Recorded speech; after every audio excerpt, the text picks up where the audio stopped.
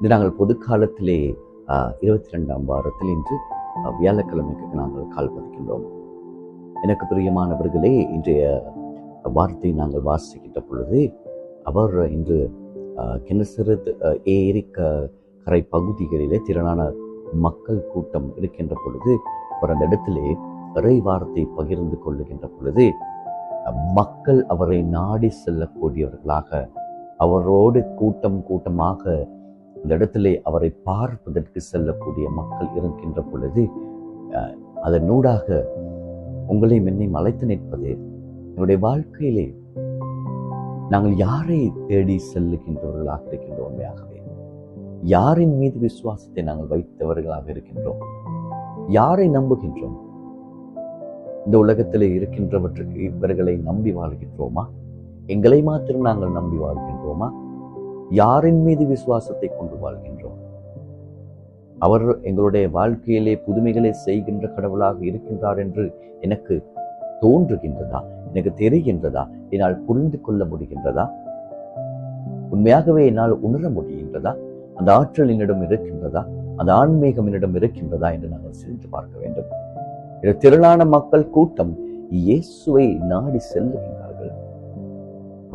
அவரை நாடி செல்லுகின்றார்கள்.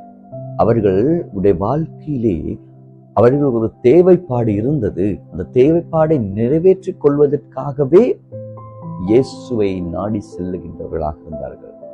இன்று நீங்களும் நானும் தேவைகளை மாத்திரம் பூர்த்தி செய்யக்கூடியவர்களாக, இறைவனை நாடி செல்லக்கூடியவர்களாக நாங்கள் இருக்கின்றோமா?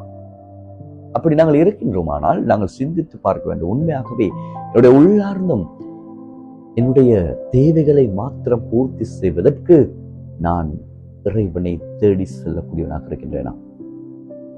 அப்படி தேடி செல்லுகின்றவனாக இருக்கின்ற பொழுது எனக்கு பிரதிபலன் கிடைக்காமல் இருக்கலாம். நாங்கள் எதிர்பார்க்கின்றவற்றை எங்களால் பெற்றுக்கொள்ள முடியாமல் இருக்கலாம். வேதனைக்குள்ளே நாங்கள் ஒவ்வொரு நாளும்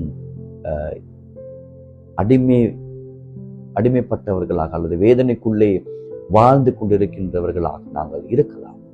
என்ன காரணம் என்று நாங்கள் சிந்தித்து பார்க்கின்ற பொழுது, அன்பார்ந்தவர்களே, நாங்கள் எங்களுடைய வாழ்க்கையிலே சிந்திக்கின்ற பொழுது, நாங்கள் மீண்டும் எங்களுடைய வாழ்க்கையை சிந்தித்து பார்க்கின்ற பொழுது உண்மையாகவே நான் இறைவனுக்குள்ளே என்னுடைய விசுவாசத்தை நான் கட்டி எழுப்பியவனாக இல்லை.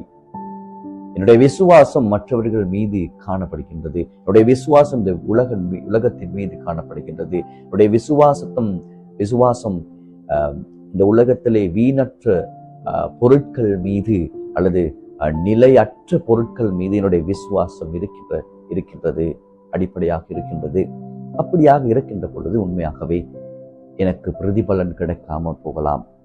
என்னுடைய வாழ்க்கையிலே நான் எதிர்பார்க்கின்றவற்றை என்னால் பெற்றுக்கொள்ள முடியாமல் போகலாம். எனவே நாங்கள் இந்த நாளிலே, ஆண்டவரே, நான் யார் மீது என்னுடைய விசுவாசத்தை வைத்திருக்கின்றேன், நான் யாரை நாடியவனாக செல்லுகின்றேன் என்று என்னால் புரிந்து கொள்ள முடியவில்லை. ஆண்டவரே, எனக்கு உதவி செய்யும். நான் உண்மையாகவே நான் உம்மை தேடியவனாக, உம்மை நாடுகின்றவனாக என்னை மாற்றி அருள வேண்டும் என்று நாங்கள்